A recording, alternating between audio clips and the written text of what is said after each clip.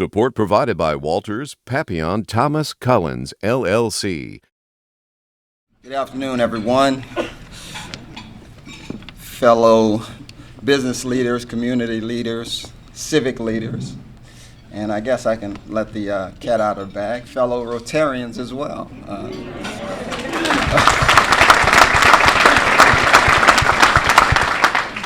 So next week I'll have the honor of sitting on this side of the table.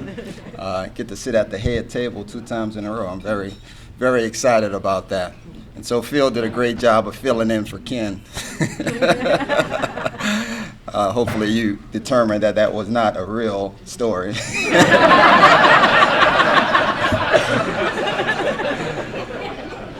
And so before I start on our presentation, and I'm going to have to run through it pretty quickly because I want to get to your questions and comments, and I've been a visitor long enough to know at 1 o'clock nothing happens after 1 o'clock, so I want to make sure I get through it pretty quickly. But before I do that, similar to Phil, I need to recognize the people who are responsible for me being in this position, starting with our chairman of the board, Mr. Lloyd Benson. Thank you for being here, for your support.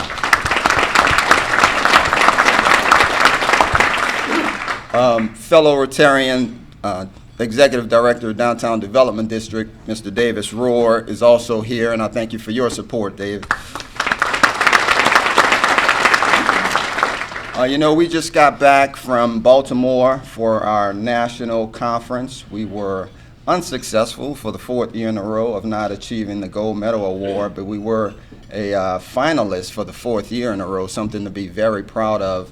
As a park and recreation agency. You know, there are thousands of park and recreation agencies, and hundreds of them apply for the gold medal each year. And so we're fortunate to be a finalist for the 4th year in a row. One of the sessions I attended while in Baltimore, and there are a lot of educational sessions, were trends in park and recreation. And I kind of wanted to see what the new stuff was so we can bring it here to Baton Rouge. But much to my surprise, one of the trends they talked about were for financial sustainability. As you know, most park systems are departments and city government, and oftentimes the Park and Recreation Agency is the first that's cut or the last that's added to. We are a special district, and we don't necessarily have to worry about that, but we also have to worry about that our constituents are always asking for more and more and more, and we have to figure out a way how to deliver more services with limited resources. So one of the trends they talked about was financial sustainability, and what they meant by that was partnerships, sponsorships. And so that has allowed BREC to be very successful, and I'm specifically speaking to our fundraising arm, the BREC Foundation. I know we have the executive director here, Mr. Carl Stages is here. Carl, thank you for all your support. His chairman of the board, Scott Godin, is here. Scott, thank you. And there are other BREC Foundation members. If you can just wave your hand and let them know that you're in the room. Marvin is here. In addition to the BREC Foundation, we also have the Friends of the Zoo, which is our fundraising membership arm of the zoo. So all Friends of the Zoo board members, if you can wave your arm as well. And now I just want to recognize the people, introduce you to my board members, but I also want to introduce you to the people that I actually work for, and that would be my Assistant Superintendent of Planning and Construction, Reed Richard. Reed is in charge of $10 to $15 million a year of planning and construction at BREC. He's responsible for 90% of what I'm about to show you right now. We also have Stephen Knight, our Director of IT. Stephen is responsible for BREC being the largest provider of public Wi-Fi in the state of Louisiana. I haven't confirmed that, but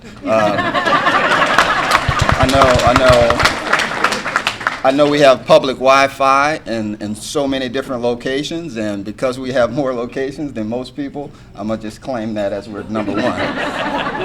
And so before I get, you know, the presentation has a lot to do about where we are with the zoo and Greenwood Park, but Greenwood Park is one of 181 parks that we are charged with maintaining. And so there's a lot of different stuff going on at BREC, and I thought the best way that I can just give you a brief synopsis of some of the stuff that we're doing in addition to the Greenwood and Zoo was to talk to you about how we're so closely aligned with our mission at BREC, which is providing exceptional parks and recreational experiences for all of East Baton Rouge Parish, but our values, some of my values, and connecting that with what I hear every time I come here, and that's the 4 principles. And so when we start with truth, and BREC takes that seriously, because when I think about truth, one of the things we do at BREC to get truth is community engagement. I really think that's the secret sauce to our success.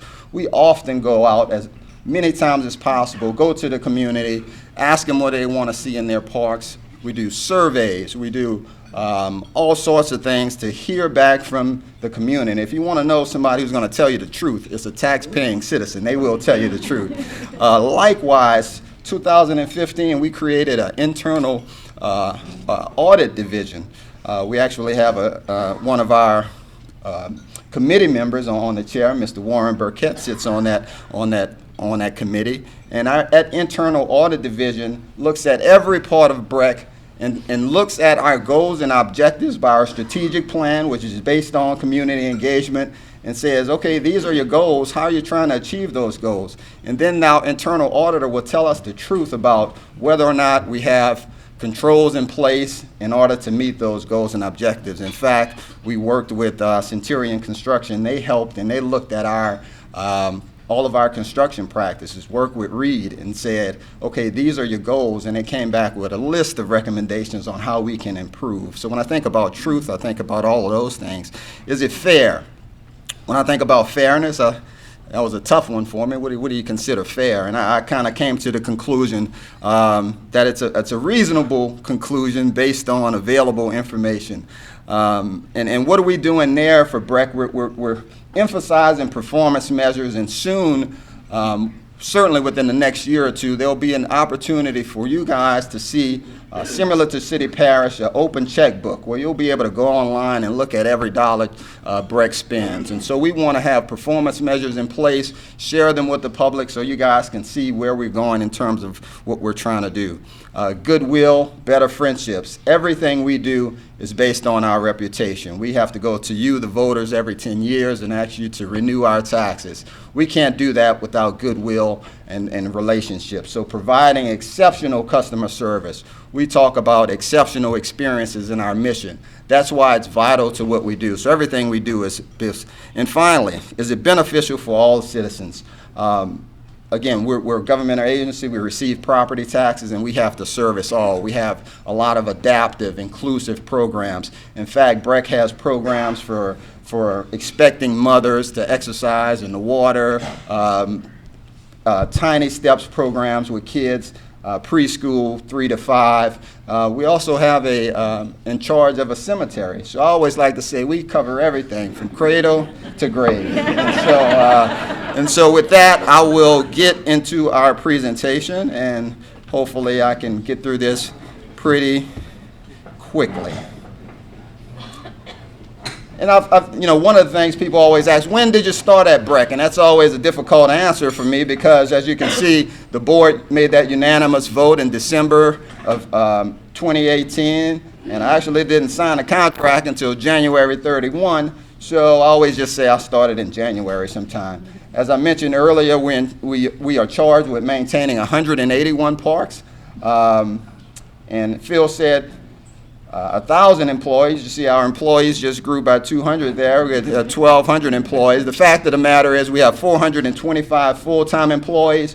We have 425 part-time employees that work with us on a regular basis. And then in the summer times, we're hiring lifeguards, summer counselors, camp counselors, and all those things. So we get up to close to 1,200 employees during the summer. Additionally, our budget grew by $5 million over the last few minutes. No, our budget is actually closer. Our budget is actually closer to $95 million, but $100 million sounds and looks a lot better, don't you think? And again, when I interviewed with the board, I talked about a 30, 60-day, 90-day plan, and that plan encompasses a lot of different things I wanted to do. And one of the things I talked about in my interview process, we were just coming off the decision of to keep the zoo at its current location or to relocate it. And so a lot of the questions that the board had was, how do you plan on sort of healing relationships? And I pledged at that time I was going to meet with every elected official in the parish of East Baton Rouge.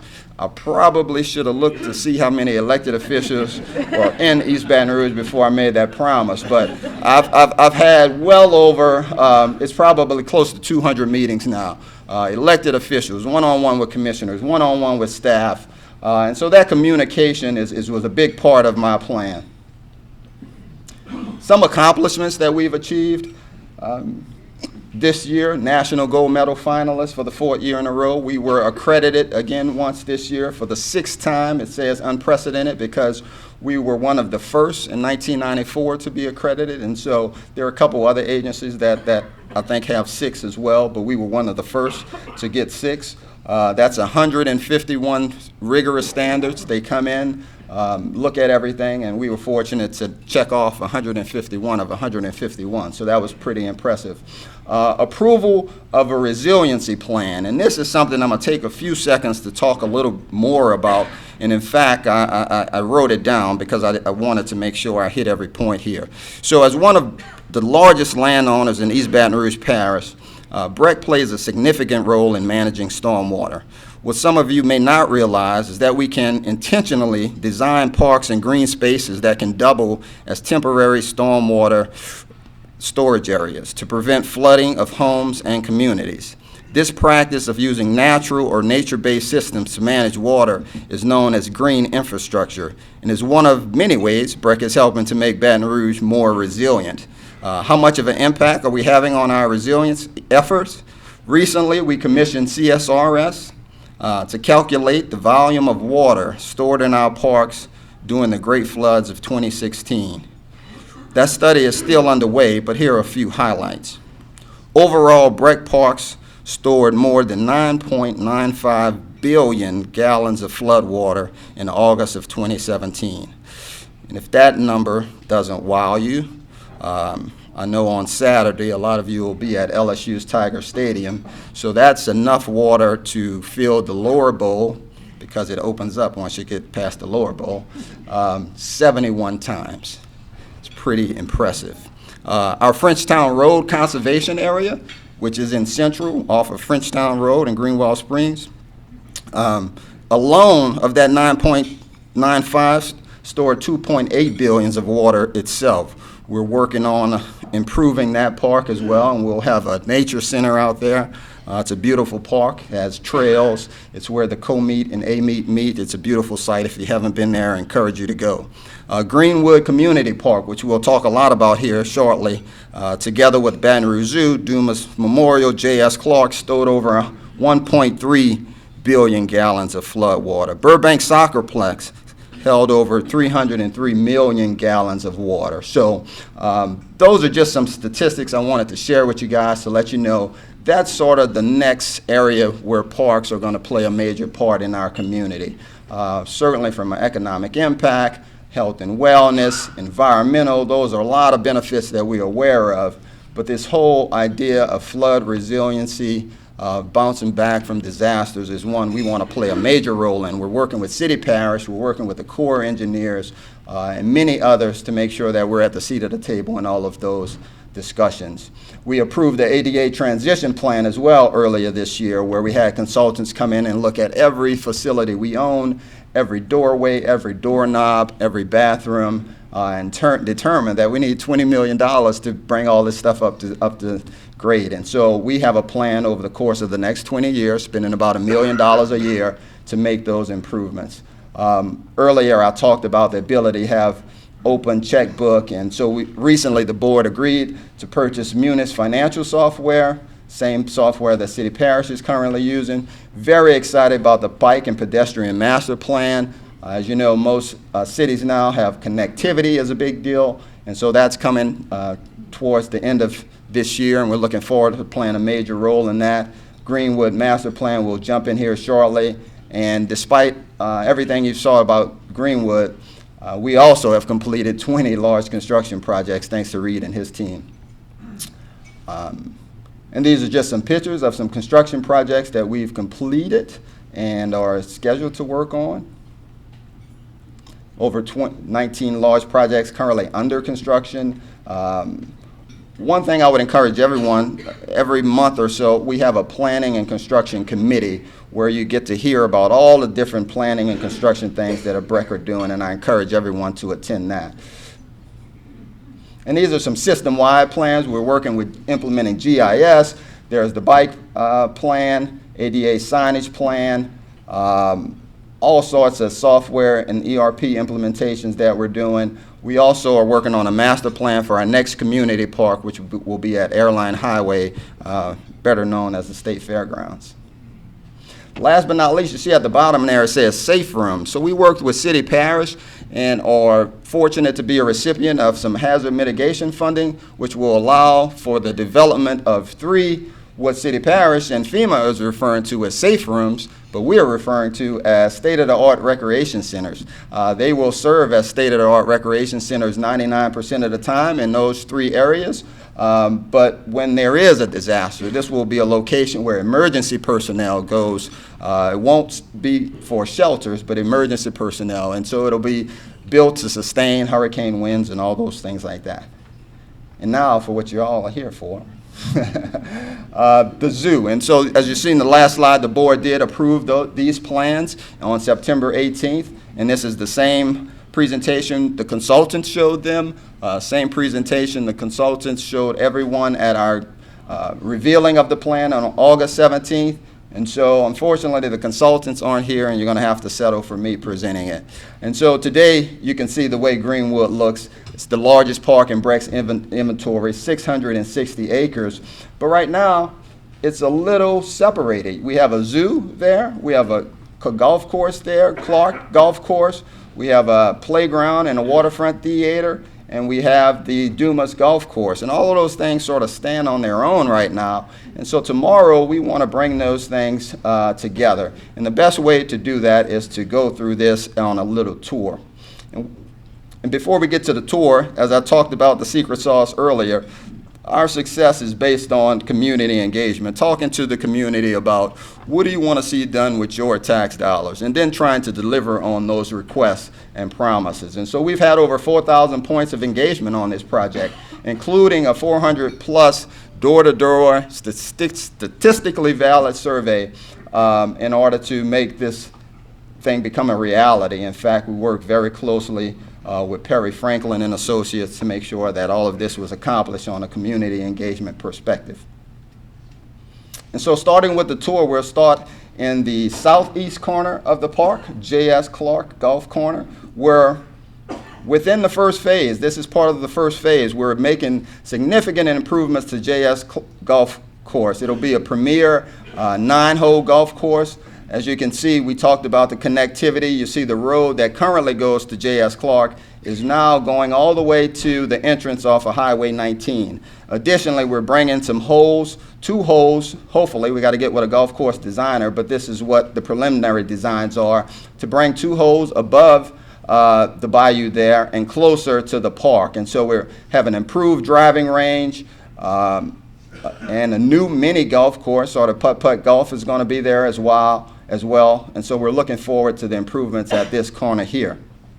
Moving right along, we get to the northeast corner, which we're referring to as Bayou Side. And I love our consultants who were from Boston on this, but several of them had Baton Rouge connections. And so when I see Bayou Side, I just chuckle a little because I think that's their attempt to speak a little Louisiana lingo.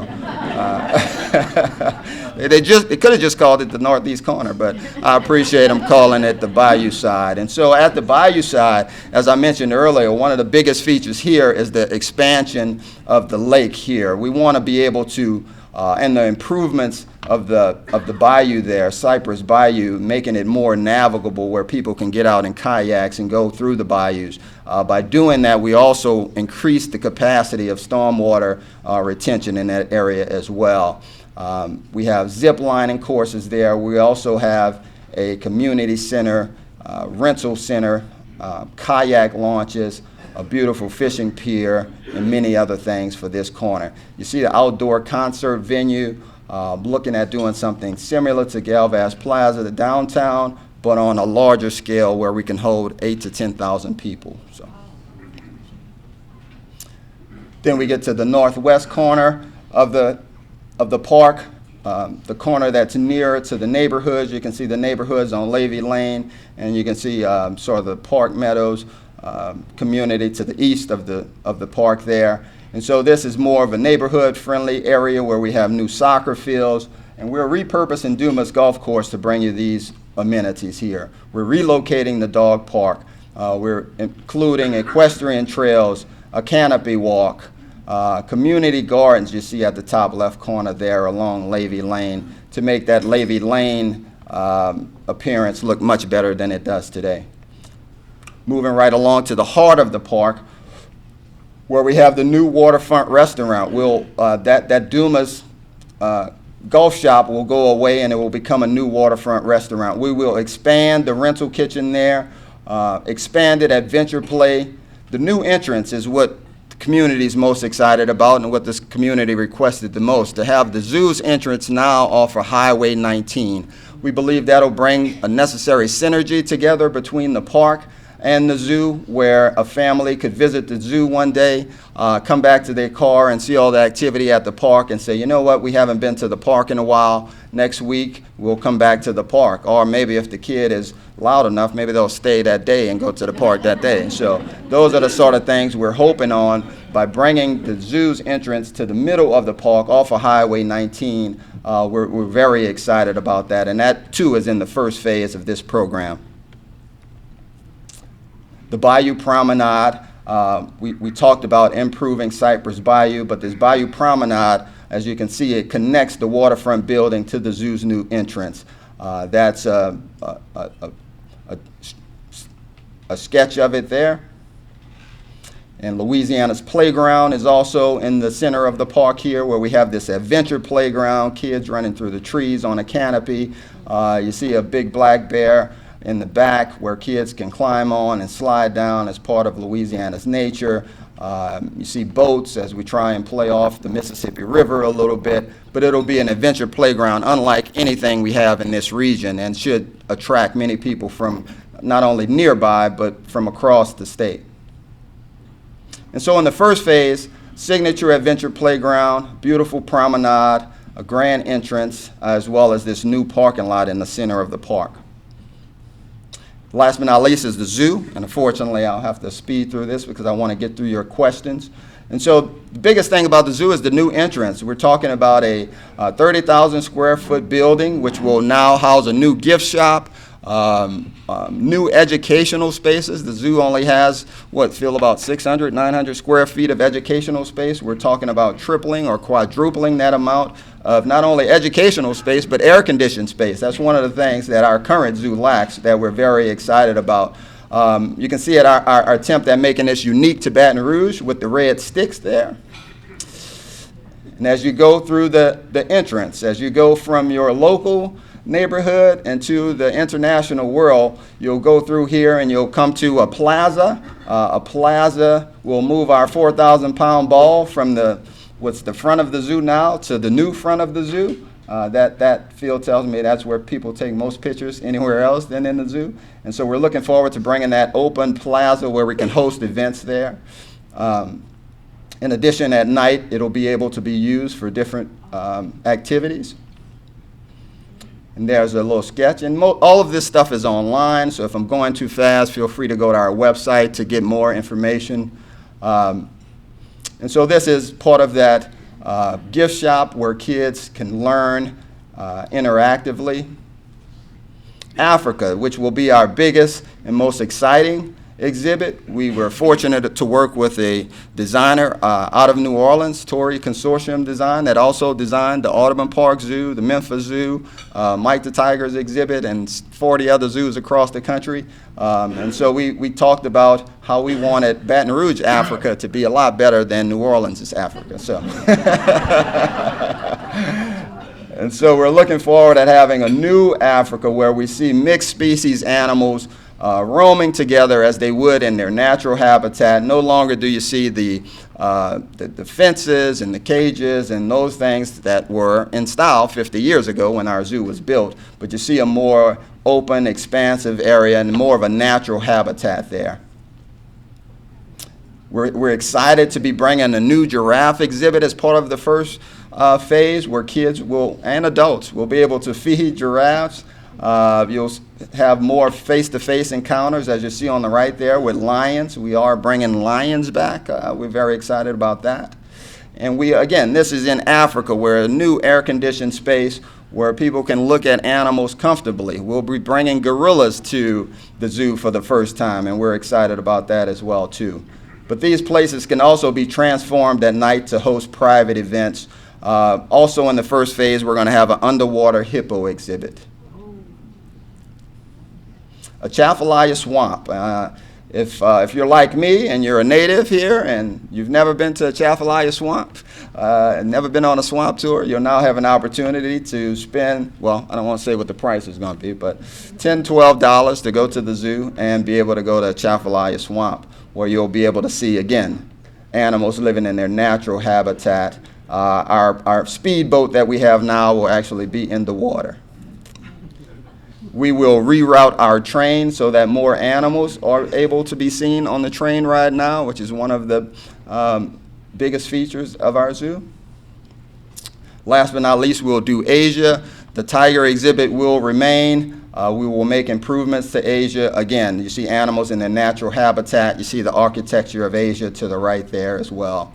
And so in the first phase of the zoo, this Bayou Promenade, the new entrance, giraffe feeding, underwater hippo exhibit, new parking lot, as well as that adventure playground. This is first phase for both the zoo and the park. In implementation, and just to give you an idea, in March of 2018, the board decided to, on the location of the zoo. And so it's been 18 months from March 2018 to September 2019 for us to develop this master plan. Those 18 months went by pretty quickly when you think about it. And so it'll probably be, we're starting the process of developing plans and issuing RFP to start this construction sometime next year. And we hope to be finished by the end of 2021. So we're hoping, again, another 18-month period where a lot of what we just showed you will become reality. This is not a plan that's going to sit on the shelf and that we have to wait to collect money for, but this is a plan that, fortunately, because of our operations over the last 70 years, we have sufficient reserves to spend the 20 or 25 million that's necessary for this first phase. So with that, I think I left a little time for a couple questions.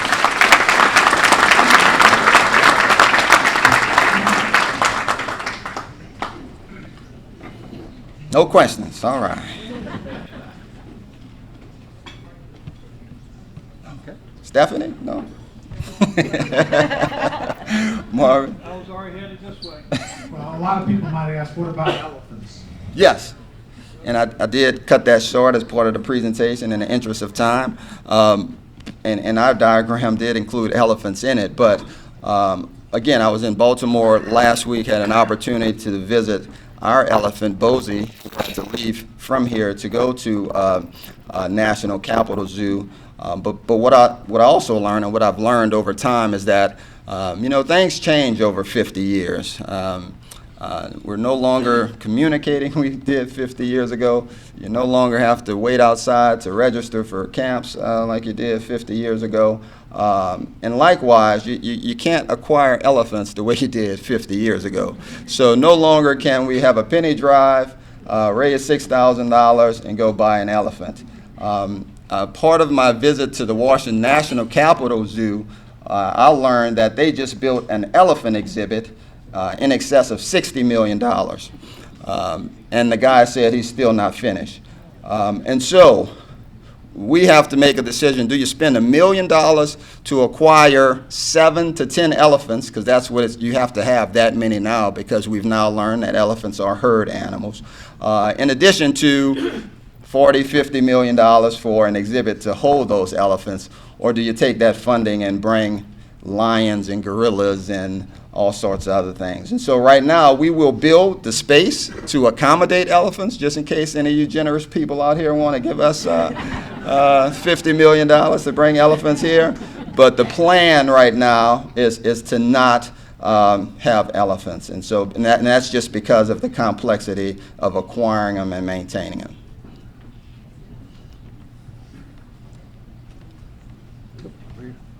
Question?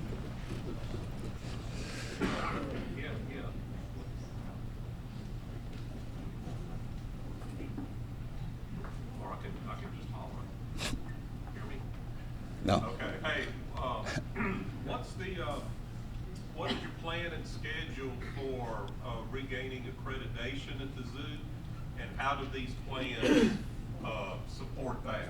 Yes. So the question is the schedule for reattaining accreditation and or the plans incorporating that. So when we talk about $25 million of improvements, 11 million of those dollars go towards addressing everything that was identified in our accreditation report, which was mostly old infrastructure, outdated exhibits. So it would include a lot of demolition. We'll be tearing a lot of old stuff down, but we will address all of those accreditation items in this first phase. Again, we hope to be complete by the end of 2021, apply for accreditation then, and go before the board in March of 2022.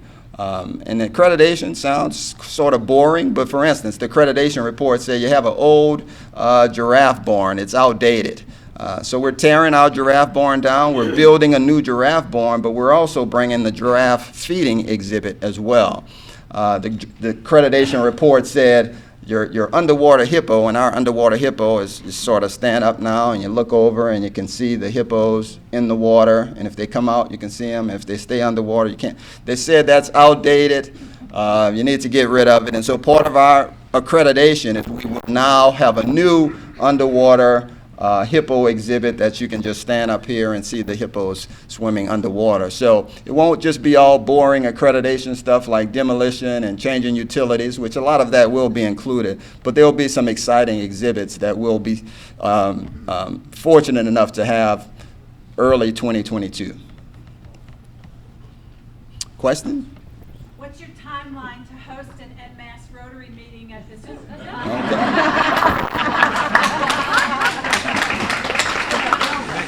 Yes, yes.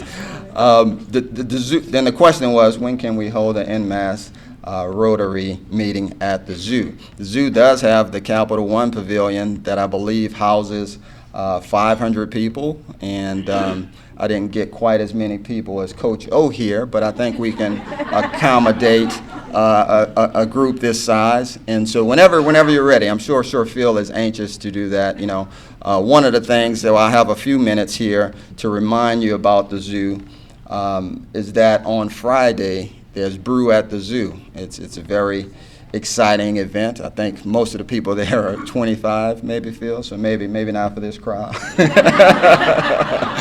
but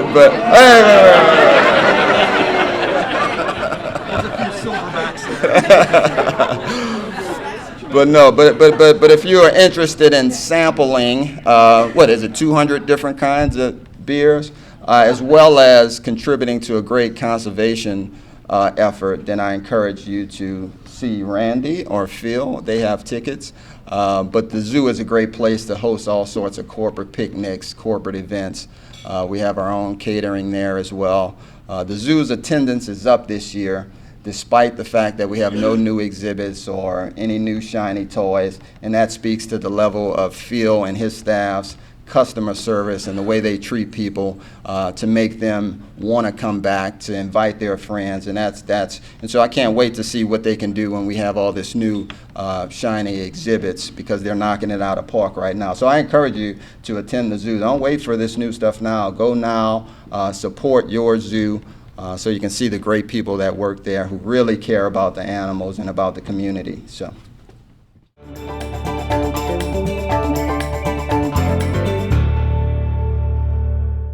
Support provided by Walters, Papillon, Thomas Collins, LLC,